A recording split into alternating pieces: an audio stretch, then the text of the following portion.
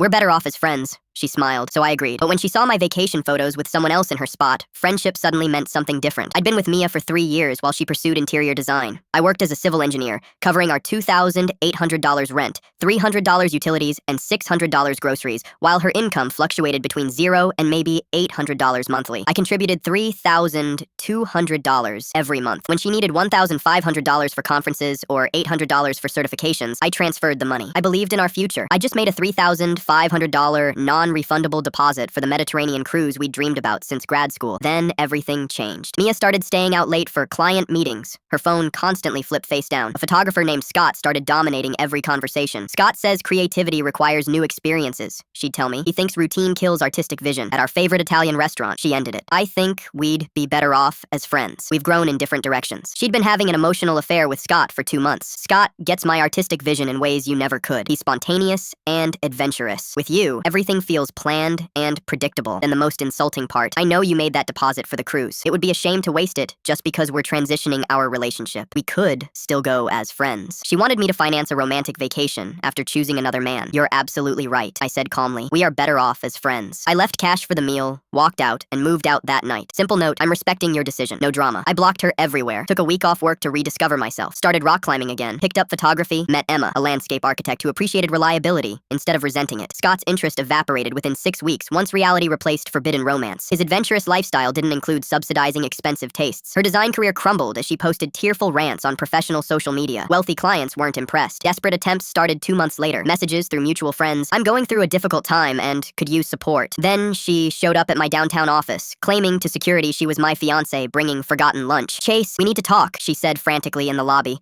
looking like she hadn't slept in days. Scott was emotionally manipulative. You would never have treated me like that. There is no us, Mia. You chose Scott, she snapped. You owe me that cruise, she screamed for everyone to hear. I sacrificed 3 years. I deserve that vacation more than some random woman. Security escorted her out while she shouted, "You're going to regret this." Colleagues and clients witnessed the entire meltdown. 3 months later, Emma and I stood at Baltimore's cruise port. Emma had insisted on paying half, the equal partnership Mia never understood. Chase! Wait, please! Mia rushed toward us, looking frantic. She'd been monitoring cruise schedules through social media. I can't believe you're taking her on our cruise, she said, breathing heavily. This isn't your cruise. You ended our relationship. He isolated me, made me financially dependent, then abandoned me, she sobbed. You would never have done that. The irony. She was describing exactly what she'd done to me. I'm sorry Scott hurt you, but our chapter ended when you chose him. You need to respect that. You can't do this, she screamed. I gave you the best years of my life. Security approached as Emma and I walked toward boarding. Mia's threats echoed behind us as we headed toward 2 weeks exploring ancient cities with someone who saw me as an equal partner, not a resource to exploit. She was right about one thing. We were better off as friends, just not the way she meant it.